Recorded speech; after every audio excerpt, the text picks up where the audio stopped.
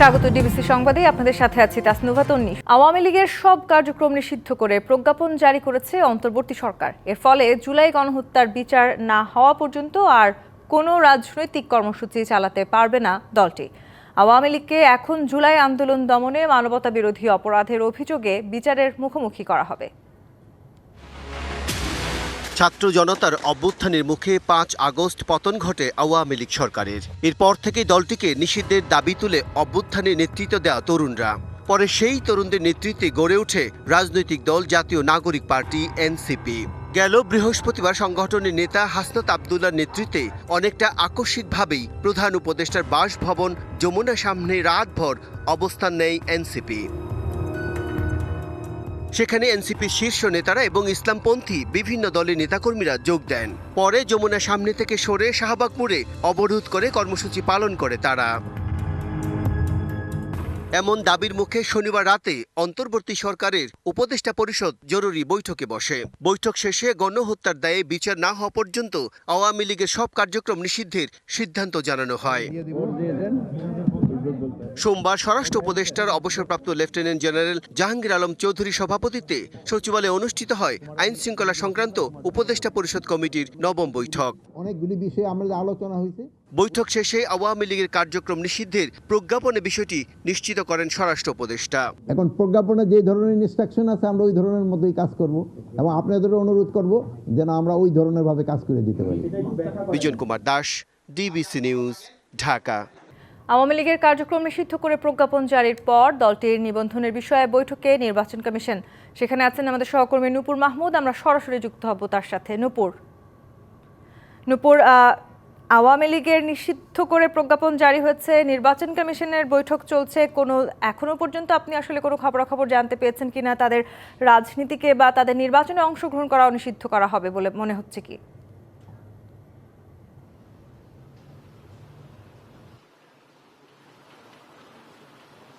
তনি, দেখুন, আজকে সারাদিনই কিন্তু একটি পর্যালোচনার মধ্য দিয়ে যাচ্ছে নির্বাচন কমিশন। আসলে আইনে যে বিষয়টি কনক্রিট কোনো যদি আইন না থাকে বা হচ্ছে যে নিষিদ্ধ বা তাদের দল নিবন্ধন যে বাতিল বিষয়টি আছে সেটি যদি করার কোনো আইন না থাকে তাহলে সেটি নিয়ে অনেকটাই সিদ্ধান্ত নিতে একটু সময় নিচ্ছে নির্বাচন কমিশন। আমরা ইতিমধ্যে ইসির সূত্রে আসলে জানতে পেরেছি, কিছুক্ষণ আগে ইসির সূত্রে জানতে পেরেছি যে বিষয়গুলো সেগুলোই সামনে আসছে। যে এখন পর্যন্ত সকালে যেহেতু নির্বাচন কমিশন একটি বৈঠক করেছে, তারপরও আমরা গণমাধ্যম কর্মীরা তাদের নির্বাচন কমিশনারের কাছে জানতে চেয়েছিলাম। প্রধান নির্বাচন কমিশনার বলেছিল যে আসলে তাদের কাছে ডকুমেন্ট আকারেই যদি কোনো কিছু সরকারিভাবে আসে তাহলে তারা কোনো একটা সিদ্ধান্ত নিতে পারবে। কিন্তু এখন পর্যন্ত আমরা যেহেতু দেখতে পাচ্ছি লক্ষণীয় কোনো রকমের সিদ্ধান্ত জানায়নি নির্বাচন কমিশন গণমাধ্যম কর্মীদের কাছে, সেই ক্ষেত্রে আসলে আবারও 6টার পর থেকেই তারা কিন্তু আবারও একটি ছোট বৈঠকে ঢুকেছেন। ইতিমধ্যে আমরা দেখতে পাচ্ছি এখন ঘড়ির কাঁটায় ঠিক রাত 9টা বাজে, তবুও এখনও কিন্তু নির্বাচন কমিশনার সহ সবাই এখানে নির্বাচন কমিশনের কর্মকর্তারা এখনও আছেন এবং প্রধান নির্বাচন কমিশনার এবং আরও 2 জন নির্বাচন কমিশনার কিন্তু তারা মিলেই ভিতরে বৈঠক করছে। আমার পিছনে আপনি দেখতে পাচ্ছেন। সেই সাথে আরেকটি বিষয় বলি, যেহেতু কনক্রিট কোনো আইন দেখতে পাচ্ছেন না বলেই আমরা জানতে পেরেছি ইতিমধ্যে আসলে একটি নিবন্ধন বাতিল করতে হলে যে সাংবিধানিক প্রতিষ্ঠানকে যে আইনের মধ্য দিয়ে যেতে হবে, এই রকম কোনো রকমের কোনো চূড়ান্ত কোনো কিছু পাচ্ছে না, এমনটি আমরা কিন্তু জানতে পেরেছি, একটু আগে আপনাকে বললাম। সেই সাথে আমরা দেখতে পাচ্ছি যে এখনও কতক্ষণ চলবে এই বৈঠক আসলে আমরা জানতে পারছি না, কিন্তু নিবন্ধন বাতিল যেহেতু তাদের কার্যক্রমগুলো অলরেডি সরকারিভাবে স্থগিত করে দেওয়া হয়েছে, সেহেতু ধন্যবাদ আপনাকে নূপুর। দর্শক, আমাদের সহকর্মী নূপুর মাহমুদ যুক্ত হয়েছিলেন নির্বাচন কমিশন থেকে এবং শেষ পর্যন্ত তিনি যেটি জানাচ্ছিলেন এখনও নির্বাচন কমিশনে বৈঠক চলছে। আওয়ামী লীগের কার্যক্রম নিষিদ্ধ করে প্রজ্ঞাপন জারিকে স্বাগত জানিয়েছে জামায়াত সহ বিভিন্ন ইসলামী দলগুলোর নেতারা বলছেন, রাজনীতিতে ফিরতে হলে আওয়ামী লীগকেই প্রমাণ করতে হবে তারা গুম, খুন বা গণহত্যার সাথে জড়িত নয়। সাবেক রাষ্ট্রপতি আব্দুল হামিদের দেশত্যাগের খবরের পরই আওয়ামী লীগ নিষিদ্ধের দাবিতে রাজপথে আন্দোলনের ডাক দেয় ছাত্র জনতা। এতে একাত্মতা প্রকাশ করে জামায়াত সহ বিভিন্ন ইসলামী রাজনৈতিক দলগুলো। ইসলামী আন্দোলন বাংলাদেশ বলছে রাজনৈতিক দল নিষিদ্ধের পক্ষে নন তারা। রাজনীতিতে ফিরতে হলে আদালতে আওয়ামী লীগকেই প্রমাণ করতে হবে তারা গুম, খুন বা গণহত্যার সাথে জড়িত নয়। আমরা নির্বাহী আদেশে একটা দল নিষিদ্ধ হয়ে যাক, এটা কিন্তু আমরা অতীতেও চাই নাই, এখন আমরা চাই না। হ্যাঁ, বিচারিক প্রক্রিয়ার মধ্য দিয়ে তাদের অপরাধটা আদালতে প্রমাণিত হবে, তারপরে আদালত যেই রায় দিবে সেই রায় বাস্তবায়ন হবে, এটাই আমরা চাই। আওয়ামী লীগের যারা নেতৃত্বে আছেন তারা সকলেই অপরাধী, গণহত্যার সঙ্গে জড়িত। আওয়ামী লীগ দল হিসেবে অপরাধী। দলও যতদিন পর্যন্ত বিচার সম্পন্ন না হবে ততদিন দলটাও নিষিদ্ধ থাকবে। দেশের সরকার এটা প্রায়োরিটি মেনে নিয়েছে এবং বিচার হওয়ার আগ পর্যন্ত তারা বলছে যে তার সমস্ত কার্য বন্ধ থাকবে। কাজে এই ব্যাপারে আমি তা অভিনন্দন জানাই সরকারকে যে জনতার দাবি ছাত্র জনতা মেনে নিয়েছেন। বিচার প্রমাণিত হয় তারা গণহত্যার সঙ্গে জড়িত, তাহলে অবশ্যই তাদেরকে ব্যান করতে হবে এবং ব্যানটা সাময়িক সময়ের জন্য হওয়ার কথা নয়। আওয়ামী লীগের কার্যক্রম নিষিদ্ধে সরকারের সিদ্ধান্তকে স্বাগত জানিয়েছে জামায়াতে ইসলামী। দলটির নেতারা বলছেন এ বিষয়ে সরকারকে দ্রুত সিদ্ধান্ত নিয়ে তা কার্যকর করতে হবে। আওয়ামী লীগ নিষিদ্ধ দরকার ছিল, নিষিদ্ধ হয়েছে। জামাত এটাকে স্বাগত জানায়। জামাত ইসলামী এই আওয়ামী লীগ নিষিদ্ধ হওয়ার এই জন্য দাবি পূরণ হওয়াতে জামাত ইসলামী খুশি। পরবর্তী পদক্ষেপগুলোকে নিতে হবে। শনিবার রাতে প্রধান উপদেষ্টার বাসভবন যমুনার সামনে অবস্থান কর্মসূচি চলাকালে সরকার আওয়ামী লীগের কার্যক্রম নিষিদ্ধ ঘোষণা দেয়। আজ তার প্রজ্ঞাপন জারি করা হয়। Mohaiminul Khan Apu, DBC news, Dhaka. আওয়ামী লীগকে নিষিদ্ধের আড়ালে চলছে সাজানো নাটকীয়তা, বিশৃঙ্খল পরিস্থিতিতে মদদ দিচ্ছে সরকার, এমন মন্তব্য করেছেন বিএনপির স্থায়ী কমিটির সদস্য মির্জা আব্বাস। অন্তর্বর্তী সরকারের দেশপ্রেম নিয়েও সংশয় প্রকাশ করেন তিনি। আর সংস্কার সহ বিভিন্ন ইস্যু নিয়ে সরকারকে আবেগের বশবর্তী হয়ে সিদ্ধান্ত না নেয়ার পরামর্শ দিয়েছেন দলটির সিনিয়র যুগ্ম মহাসচিব রুহুল কবির রিজভী। সোমবার জাতীয় প্রেস ক্লাবে বিএনপি নেতা নাসিরউদ্দিন পিন্টুর স্মরণসভায় যোগ দেন দলের স্থায়ী কমিটির সদস্য মির্জা আব্বাস। কাদের কারণে পিন্টুকে হত্যা করা হয়েছে, কারা হত্যা করেছে, চলমান বিভিন্ন ইস্যুকে সামনে রেখে অন্তর্বর্তী সরকারের দেশপ্রেম নিয়ে প্রশ্ন তোলেন তিনি। বলেন, দেশে যে সকল অপকর্ম চলছে তা প্রতিরোধে উদাসীন অন্তর্বর্তী সরকার। 622 জন আওয়ামী লীগের লোক পার হয়ে গেল, এই সরকার বলে আমরা কিছুই জানি না। সেদিক থেকে নজর ফেরানোর জন্য আমার খুব সন্দেহ হচ্ছে আরো জানে কি কি ঘটতেছে। নইলে শাহবাগের এই নাটক কেন হঠাৎ করে? যে শাহবাগ আপনারা বন্ধ করেছেন, যে শাহবাগের এই এলাকাতে, এই সমস্ত এলাকাতে মিছিল মিটিং করা যাবে না, সেখানে সরকারের পৃষ্ঠপোষকতায় সরকারের দল এনসিপির লোকেরা ওখানে মিছিল মিটিং করে কিভাবে? আওয়ামী লীগকে যারা পুনর্বাসন করতে চায় তাদেরও সমালোচনা করেন মির্জা আব্বাস। যে কোনো বিদেশি প্রভুদের হাত থেকে রক্ষা করার জন্য একমাত্র দল বিএনপি আছে, বাংলাদেশে আর কোনো দল নাই। যদি থাকতো, সচিবালয়ের ভিতরে আওয়ামী লীগের নেতা কর্মীরা কি করে? যারা আজকে বলে যে বিএনপি পুনর্বাসিত করতে চায়, তারা আসলে দেশ এবং জাতির শত্রু।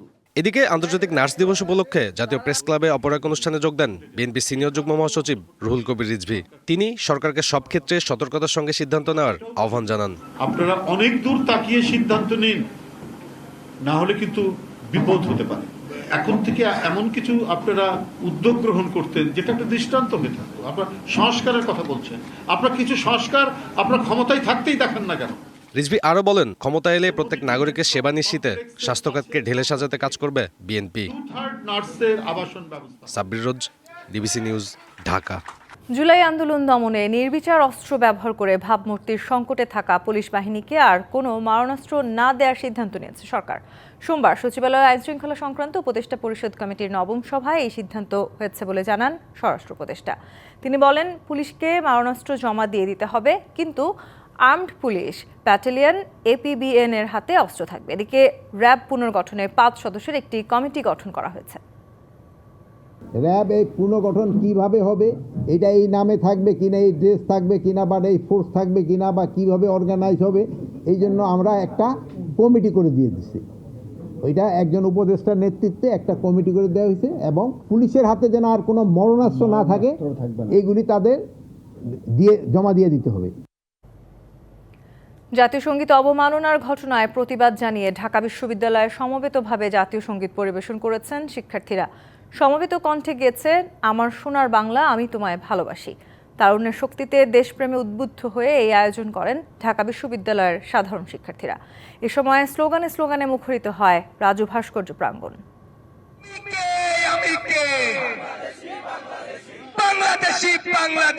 জাতীয় সঙ্গীত অবমাননার নিন্দা জানিয়ে প্রতিবাদী কণ্ঠ শিক্ষার্থীদের।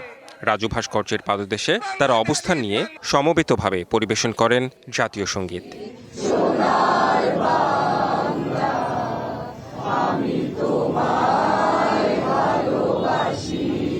শিক্ষার্থীরা জানান, সম্প্রতি শাহবাগে জাতীয় সঙ্গীত পরিবেশনের সময় একটি পক্ষ ভুয়া ভুয়া বলে অবমাননা করে, যার প্রতিবাদেই এই আয়োজন। জাতীয় সঙ্গীত অবমাননা করা তো একটি নৈতিক অবক্ষয় বলা যায় এবং এটি আমাদের বাংলাদেশের জন্য একটি হুমকি স্বরূপ। তো জাতীয় সঙ্গীতকে অবশ্যই আমাদের শ্রদ্ধা করতে হবে এবং সেটিকে আমাদের ধরে রাখতে হবে, ধারণ করতে হবে। জাতীয় সঙ্গীত, জাতীয় পতাকা এগুলো হচ্ছে সার্বভৌমত্বের প্রতীক। এজ এ বাংলাদেশি এই অবমাননা কোনোভাবেই নেওয়া যায় না। আমার কাছে মনে হয় যারা এই জাতীয় সঙ্গীতটাকে অবমাননা করে তারা বাংলাদেশের স্বাধীনতাকে অস্বীকার করে। বাংলাদেশের ইতিহাস, ঐতিহ্যে পাকিস্তানের মদতপুষ্টদের জায়গা দেওয়া হবে না বলেও জানান তারা। যারা বলছিল তারা বাংলাদেশপন্থী না, যদি বাংলাদেশপন্থী হতো তাহলে বাংলাদেশের যে জাতীয় সঙ্গীত, রাষ্ট্রীয়ভাবে স্বীকৃত যে জাতীয় সঙ্গীত, সেই জাতীয় সঙ্গীতে ভুয়া ভুয়া বলার মতো তাদের কোনো ওখানে ইন্টেনশন থাকতো না। হুঁশিয়ারি একটাই, যারা বাংলাদেশপন্থী না, যারা বাংলাদেশকে ধারণ করতে পারে না, তাদের বিরুদ্ধে আমরা যেমন আগে সোচ্চার ছিলাম, আমরা এখনো সোচ্চার থাকবো। জাতীয় সঙ্গীতের অবমাননা রাষ্ট্রবিরোধিতার শামিল। সরকার আইনি পদক্ষেপ নিলে পাশে থাকবেন শিক্ষার্থীরা।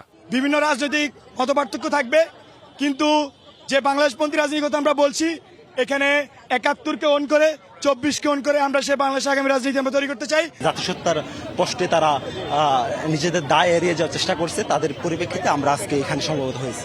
৭১-এ লাখো প্রাণের বিনিময়ে পাওয়া এই স্বাধীনতায় হস্তক্ষেপ মেনে নেবে না শিক্ষার্থীরা।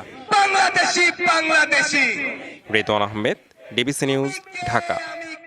রাজনৈতিক দলগুলোর ঐক্যকে শক্তিশালী করা, জবাবদিহিতা প্রতিষ্ঠা করার জন্যই চলমান সংস্কার কার্যক্রম অব্যাহত রাখা হচ্ছে বলে মন্তব্য করেছেন জাতীয় ঐকমত্য কমিশনের সহসভাপতি অধ্যাপক আলী রিয়াজ। সোমবার জাতীয় সংসদের এলইডি ভবনে গণতান্ত্রিক বাম ঐক্যের সাথে মতবিনিময় সভায় কথা বলেন তিনি। এ সময় আলী রিয়াজ বলেন, গোটা জাতি ঐক্যবদ্ধ হয়ে একটি ফ্যাসিবাদী শাসনকে পরাস্ত করতে সক্ষম হয়েছে। ঐক্যমত্য কমিশনের সংস্কার প্রস্তাবের ১৬৬টির মধ্যে ১৩৪টি প্রস্তাবে একমত, ৬টিতে আংশিক একমত এবং ২৬টিতে দ্বিমত জানিয়েছে গণতান্ত্রিক বাম ঐক্য। পরে কমিশনের সাথে বৈঠক শেষে ১৫৫টি সংস্কার প্রস্তাবে একমত হওয়ার কথা জানায় নিজামে ইসলাম পার্টি। কক্সবাজারের টেকনাফে নাফ নদী থেকে গুলি বর্ষণ করে ৩ জনকে ধরে নিয়ে গেছে মিয়ানমারের সশস্ত্র বিদ্রোহী গোষ্ঠী আরাকান আর্মি। এ সময় গুলিবিদ্ধ হয়েছেন ২ জেলে। সোমবার দুপুরে নাফ নদীর ২টি এলাকায় গুলি চালায় আরাকান আর্মি। এ সময় সাবরাঙে হেদায়েতুল্লাহ ও মোহাম্মদ হোসেন নামে ২ জেলে গুলিবিদ্ধ হয়। আহতরা কক্সবাজারের সদর হাসপাতালে চিকিৎসাধীন। আর লেদা থেকে সিদ্দিক হোসেন, রবিউল আলম ও মাহমুদ হোসেনকে ধরে নিয়ে গেছে আরাকান আর্মি।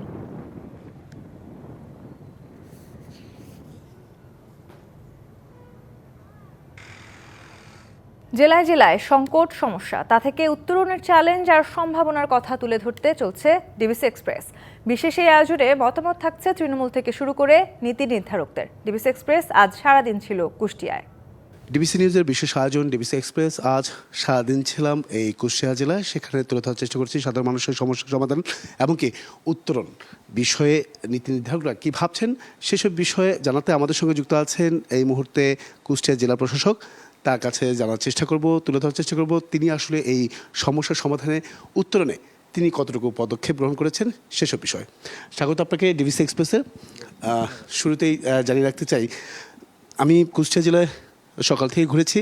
সেখানে প্রধান যে কয়েকটি বিষয়, গুরুত্বপূর্ণ বিষয় সমস্যায় পড়তে হয়েছে সেটা সুগার মিল বন্ধ হওয়ার কারণে অনেকে বেকারত্ব হয়েছে এবং কি যারা তরুণ সমাজ তারা অপরাধ কর্মকাণ্ডে লিপ্ত হচ্ছে। তাদের প্রাণের দাবি একটাই যে সুগার মিলটা আবার পুনরায় চালু করা। সে বিষয়ে আপনি নজরে রেখেছেন কিনা? জি ধন্যবাদ। আমাদের এই বিষয়টি মাথায় আছে যে সুগার মিলটা আপাতত বন্ধ রয়েছে। তো সরকারের পক্ষ থেকে এখন কিছু প্রায়োরিটি ফিক্স আপ করা হয়েছে। তার মধ্যে হচ্ছে যে রাজশাহীতে একটি সুগার মিল আছে, ওই সুগার মিলটি চালু করার জন্য প্রায়োরিটি আগে। সে কারণে হচ্ছে যে কিছু ইকুইপমেন্ট এখান থেকে ওখানে বা অন্য জায়গা থেকে এনে অ্যাসেম্বল করা হচ্ছে। একটা সুগার মিলকে পূর্ণাঙ্গভাবে স্টাবলিশড করার এবং রান করানোর জন্য সরকার এভাবে প্ল্যান করেছে। যদি সবগুলো একসাথে টার্গেট করা হয় তাহলে কোনোটি হবে না, এমন থেকে পরিকল্পনা থেকে আমাদের কুষ্টিয়া আপাতত বন্ধ আছে। তবে সরকারের প্ল্যান হচ্ছে এটা অচিরেই আরও 2টি সুগার মিল সহ কুষ্টিয়া অচিরেই চালু হবে। 500 শয্যা বিশিষ্ট এই মেডিকেল কলেজ হাসপাতালটি, তো সেই কারণে রোগীদের সংকটের একটা, ডাক্তার সংকটের একটা বিষয় আছে, উন্নত চিকিৎসার জন্য তারা বাইরে যেতে হচ্ছে, সেই বিষয়টা আসলে কীভাবে দেখছেন? না, এটা আসলে খুবই প্রয়োজন, বিশেষ করে মেডিকেলের সকল ইউনিট চালু করা আমাদের জন্য খুবই প্রয়োজন। কিন্তু আপনি নিশ্চয়ই জানবেন যে মেডিকেল কলেজটি একটি প্রজেক্টের মাধ্যমে হয়েছে। তো প্রজেক্টের কিছু কার্যক্রম থাকে যে প্রজেক্ট শেষ হওয়ার পরে তাদের লোকবল নিয়োগ থেকে শুরু করে প্রতিটি কার্যক্রমে কিন্তু সময় লাগে। তো তারপরেও আমরা কিন্তু লোকালি ইনিশিয়েটিভ নিয়ে, সকলের সহযোগিতা নিয়ে কিন্তু আমরা 2টি ইউনিট অলরেডি চালু করেছি এবং আমরা জেলা প্রশাসন থেকে পৌরসভা থেকে আমরা কিন্তু ওখানে ক্লিনার সার্বক্ষণিক আমরা ডিপ্লয় করেছি, যেটা আমরা সম্পূর্ণ লোকালি অ্যারেঞ্জমেন্ট করেছি। তারপরে অন্যান্য যত সহযোগিতা আছে, তারপরে তাদের রিক্রুটমেন্ট থেকে শুরু করে সকল কাজ আমরা দ্রুততার সাথে করার জন্য আমরা সার্বক্ষণিক যোগাযোগ রাখছি মিনিস্ট্রির সাথে এবং লোকালি আমরা এই বিষয়ে রেগুলার বসছি। নতুন করে কোনো আবার প্রকল্প হওয়ার সম্ভাবনা আছে কিনা? যেহেতু 5 তারিখের পরে 5 আগস্টের পরে সরকার পতন হয়েছে, সে প্রেক্ষিতে আসলে কোনো ধরনের চ্যালেঞ্জ নিতে হচ্ছে কিনা এই কাজের জন্য? না, ছোট্ট একটু চ্যালেঞ্জ আছে, ওখানে কিছু কমপ্লেইন আছে যে কেনাকাটা কিছু অনিয়ম হয়েছে। তো সেটা আমরা করেছি যে সংশ্লিষ্ট কর্তৃপক্ষ এই বিষয়ে তদন্ত করবে, কমপ্লেইনগুলি যথাযথভাবে তদন্ত হবে। তবে নতুন প্রকল্প প্রয়োজন হতেই পারে, যদি এখানে আমার অন্য কোনো ইকুইপমেন্টের প্রয়োজন হয় অথবা এরকম কিছু। সরকার তো রেভিনিউ খাত থেকে সব কিছু এভাবে ডিরেক্টলি করবে না, তখন এডিপিতে যেতে হবে, তখন আলটিমেটলি ছোট ছোট প্রকল্প নিতে হতে পারে। তাঁত শিল্পটা সেটা আধুনিকায়ন করলে হয়তো বা কুষ্টিয়া জেলা আরও অর্থনৈতিকভাবে এগিয়ে যাবে, সেই বিষয়টা কি আপনারা নজরে রেখেছেন কিনা, বা আধুনিক করতে গেলে আসলে কি কি পদক্ষেপ নিয়েছেন বা করবেন আগামীতে? আচ্ছা, ধন্যবাদ। এই বিষয়টি আসলে একটু ব্যাপক আর কি, কারণ কুষ্টিয়া কিন্তু শুধু যে তাঁত শিল্প তা নয়, এখানে কিন্তু অনেক রকমের শিল্প কলকারখানা আছে এবং অনেক ফিনান্সিয়াল অ্যাক্টিভিটি এই কুষ্টিয়াতে হয়ে থাকে। তো তাঁত শিল্প তার মধ্যে অন্যতম। তো তাঁত শিল্পের বিষয়টি হলো, তাঁত শিল্প কিন্তু একটু ব্যাকডেটেড কিছু ইকুইপমেন্ট দিয়ে চলে। তো এখানে আমাদের সরকারের পক্ষ থেকে আমরা কিন্তু এন্টারপ্রেনারদেরকে আমাদের ব্যাংক লোন দিচ্ছি স্বল্প সুদে। আমাদের অনেকগুলো এরিয়া আছে যেখান থেকে আমরা সরকারি সাহায্য এবং ঋণ এগুলো আমরা কিন্তু তাদেরকে অফার করছি। যারা আমাদের কাছে আসছেন তাদেরকে আমরা কিন্তু এই বিষয়ে সাপোর্ট করছি। এই এলাকাটিতে চোরাচালান মাদকের একটা বিষয় আছে, বড় কাজ করে, সেটা নিয়ে আসলে কতটা কাজ করছে? আমাদের যেহেতু একটি সীমান্তবর্তী এলাকা, আপনারা নিশ্চয়ই জানবেন যে আমাদের জনবলের সংকট আছে। বিজিবি তাদের আন্তরিকতার কোনো অভাব নাই এবং আগের পুলিশ কিন্তু এখন এরকম নাই। সো পুলিশের আন্তরিকতারও অভাব নাই, র্যাবের টহল আছে, পাশাপাশি সর্বোপরি আমাদের সেনাবাহিনী রেগুলার টহল দিচ্ছে। এবং আপনারা জানবেন যে দৌলতপুরে আমি আসার পরে যে পরিস্থিতি দেখেছিলাম, বেশ কিছু অস্ত্র উদ্ধার হয়েছে, বেশ কিছু মিসক্রিয়েন্ট ধরা পড়েছে, সে কারণে কিন্তু পরিস্থিতির ব্যাপক উন্নতি হয়েছে। অসংখ্য ধন্যবাদ, আমাদের সঙ্গে এতক্ষণ যুক্ত ছিলেন।